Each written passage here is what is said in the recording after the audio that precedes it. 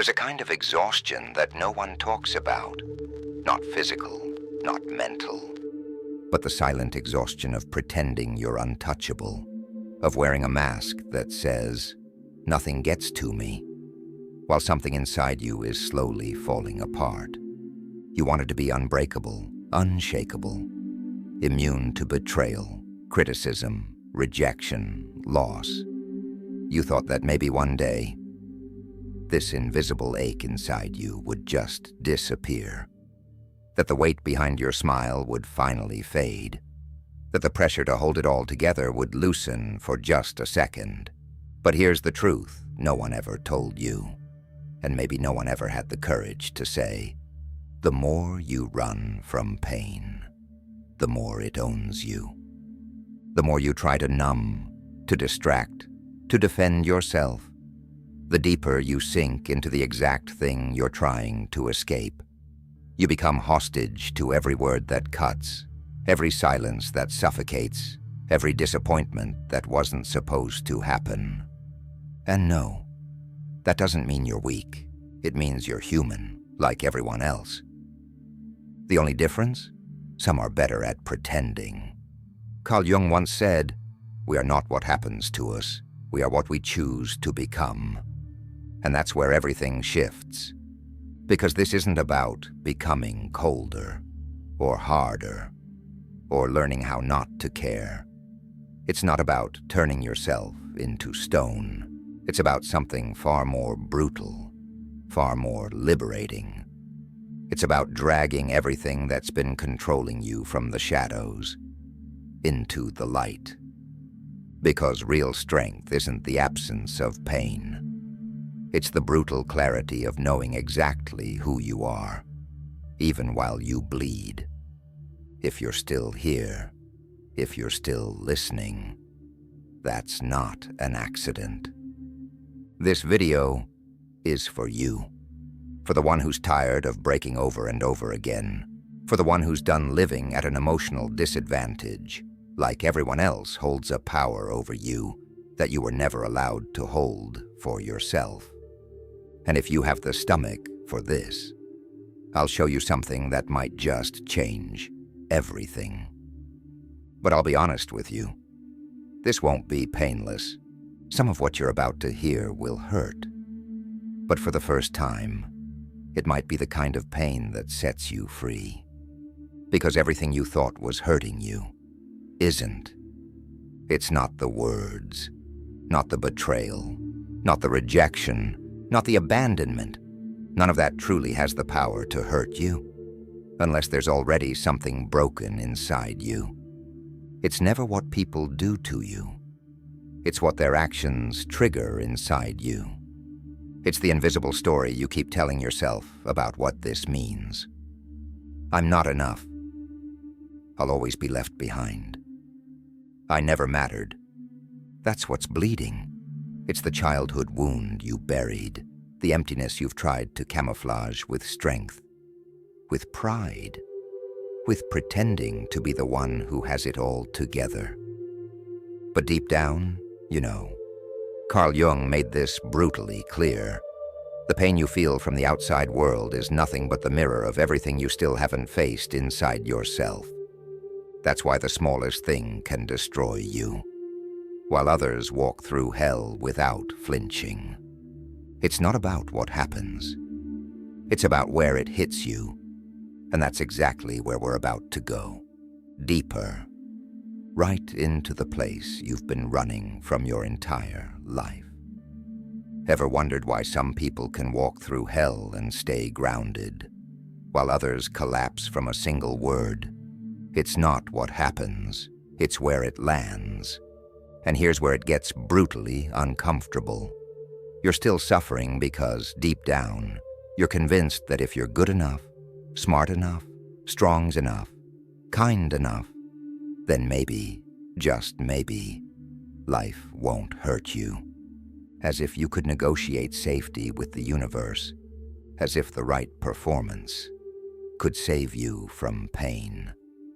But that's the illusion that's been killing you. Control. You are addicted to the idea that if you calculate every step, if you predict the unpredictable, if you become the perfect version of yourself, nothing will touch you. And that's exactly why you live in constant tension. You're not protecting yourself from suffering, you're feeding it. Because the more you try to control, the more powerless you become. The more you try to avoid pain, the more enslaved you are by it. Nothing outside you has real power, unless there's an open wound inside waiting to be touched. This is the real battlefield, the unconscious. What you don't see controls you. What you don't understand dictates your entire life. What you refuse to face becomes your prison. Carl Jung wasn't exaggerating when he said, "Until you make the unconscious conscious, it will direct your life, and you will call it fate." Look around, look within, that rage that explodes out of nowhere, that sadness that suffocates you when everything seems fine, that creeping emptiness you can't explain. None of it is random. These are signals, messages, cries from parts of yourself you abandoned a long time ago. And until you go down there and face what's hidden, nothing will change. This isn't philosophy, it's survival. And if you're ready, the next part will take you one level deeper. If it still hurts, it's because it's still alive. And if it's still alive, it's because you've never dared to face it. You've shoved it under the psychological rug, hoping it would disappear. But now, you keep tripping over the very things you tried to bury. Carl Jung said it clearly, we cannot change anything until we accept it. Condemning yourself doesn't heal you. Judging yourself doesn't set you free. Silencing yourself never worked. And yet, that's exactly what you've been doing. Pretending, hiding, repressing, as if ignoring your pain would magically erase it. But the unconscious doesn't play by those rules. When you refuse to look at it, it doesn't go away. It just finds darker, crueler ways to show up. In the toxic relationships you swear you'd never repeat, but do. In the self-sabotage you can't explain, but can't stop. In the panic that hits precisely when everything seems fine. This isn't bad luck. This isn't fate. This is your unconscious screaming at you to wake the hell up. But you keep sleeping. So let me ask you, do you actually want to stop being hurt? Then stop running, stop numbing, stop pretending that the battlefield is out there. Because as long as you don't face what's inside you, you are nothing but a puppet, a marionette pulled by strings you refuse to see. And here's the paradox.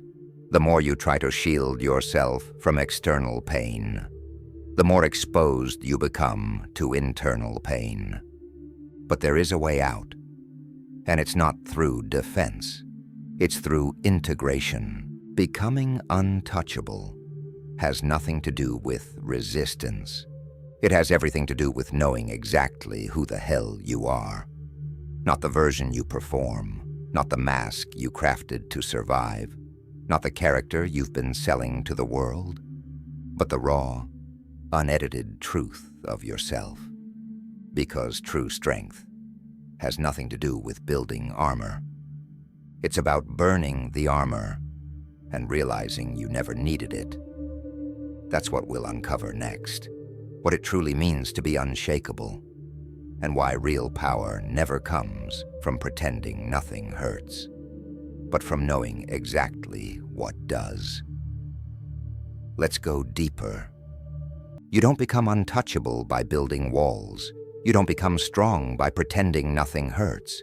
You become untouchable the moment you realize that nothing can destroy what you've already embraced within. When you stop running from your shadows, when you stop hiding your fears, your flaws, your shame, something radical happens. You stop reacting like a slave to every word, every trigger, every storm. You start observing, you start choosing, you stop being a puppet. That is real freedom. And Jung gave a name to this process: individuation, the brutal sacred journey of becoming who you actually are. Not the version that pleases, not the mask you wear to feel safe, but what truly lives beneath the performance. It happens when light meets shadow, when the ego finally stops fighting the unconscious and starts listening to it. Individuation isn't about perfection. It's about integration. You don't need to become better. You don't need to fix yourself.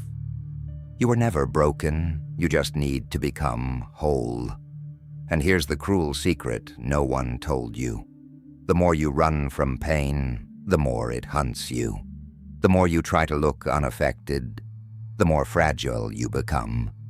But the moment you turn around, the moment you stop and look pain in the eyes, and accept every scar, every flaw, every piece of you that terrifies you, nothing outside has the power to break you anymore. But this takes courage. Courage to stop performing. Courage to take the mask off. Courage to finally feel what you've been avoiding your entire life. Because the paradox is brutal.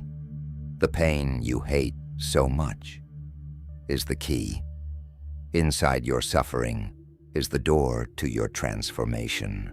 But you were taught to hate it. You were programmed to believe that feeling too much means being weak, that crying is failure, that discomfort is something to escape. And so you ran, you denied, you numbed. But pain doesn't disappear just because you ignore it. It mutates. It disguises itself as anxiety, rage, emptiness, boredom, addictions you can't explain. Ignored pain doesn't die. It digs tunnels inside you, until one day, everything collapses. Jung saw pain differently. To him, suffering was never the enemy. It was the language of the soul, the alarm of the unconscious, the desperate way your deeper self tries to get your attention. But you were never taught to listen. You were taught to run. He once said, "Depression is like a lady in black. If she shows up, don't push her away. Invite her in. Offer her a coffee. Listen to what she has to say." But that's not what you do. You distract yourself. You keep busy. You numb. You drown in noise. You do everything except listen. And yet, the question never stops echoing. What is this pain trying to show you? The brutal truth is that suffering hurts so much because you're still at war with yourself. There's a part of you that wants to grow, and a part terrified of letting go. Your ego, addicted to control, fights against the very transformation your soul is screaming for. And this is where pain is born, in the friction between who you are and who you refuse to become. Because change hurts, growth hurts. Letting go of everything familiar, the roles, the identities, the lies you've wrapped yourself in, feels like death. And that's exactly what it is, an inner death, a sacred funeral for everything that no longer belongs. But here's the paradox. It's inside that death that something new can finally be born. When the walls collapse, when the masks fall, when your false strength crumbles into dust, only then do you see who you are. Without the noise, without the pretending, without the armor. And at that exact point, pain stops being torture. It becomes sacred. Because it's the hand that brings you to your knees, in front of the only thing that can ever set you free, yourself. Jung understood this better than anyone. Suffering isn't a failure. It isn't a punishment. It's the beginning of the only journey that truly matters. The journey back to yourself. But most people never cross that valley. They run, they numb, they climb back to the surface, but not you. If you're still here, it means you're ready. Ready to lose everything that was never really yours. Ready to die, so you can finally live. And that's exactly what we're going to face in the next part. Jung called it individuation, the brutal process of becoming who you really are. But here's the part no one tells you. Before you become who you are, you'll have to unlearn everything you thought you were. And that hurts more than any rejection life could ever throw at you. Because suddenly, everything you thought defined you starts to crumble. You are not your achievements. You are not your traumas. You are not the curated image you built to be admired, respected, accepted. All of that was survival. But surviving is not living. Individuation is life's way of dragging you beyond survival. It's the moment the unconscious forces everything you've buried, the lies, the masks, the illusions, straight to the surface. And that's where the real death happens. Jung said it clearly. Individuation requires the dissolution of the persona, because the persona is just a mask, a costume stitched together to survive the expectations of the world. And there comes a moment when you realize you will have to tear your own skin off to find out what's underneath. And when you do, when you finally stare into the eyes of your shame, your neediness, your rage, and whisper, "I see you, and you don't own me anymore," something irreversible happens. You become untouchable, not because nothing affects you, but because you've already walked through the fire. This is the strength no one can give you, and no one can take from you. You no longer need to be liked. You no longer need to win. You no longer need to appear strong, because you know who you are.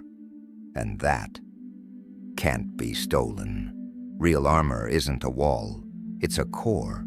It's the integration of every broken, rejected, fragmented part of yourself into a center of consciousness so solid that even the worst storms can't move it. You still feel pain, but it doesn't break you.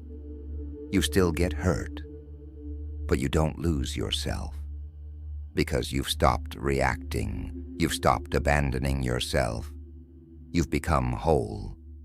But make no mistake, this depth has a price.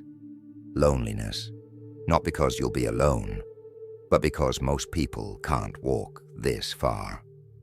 They're still trapped in masks, trapped in the fear of failing, and when you free yourself, you inevitably create distance.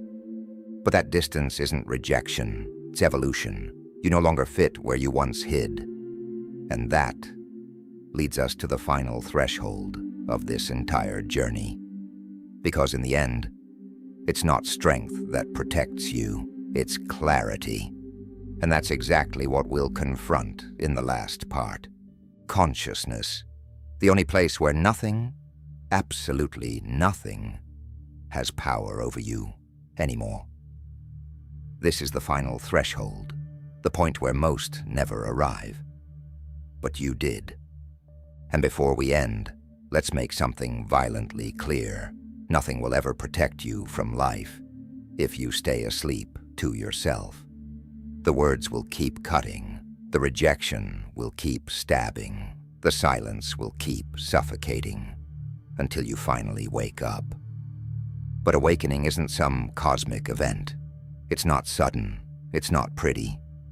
It's a daily war. A decision to stop running. A decision to face what hurts.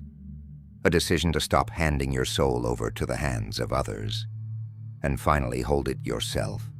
Jung said it perfectly. What you resist persists. What you accept transforms.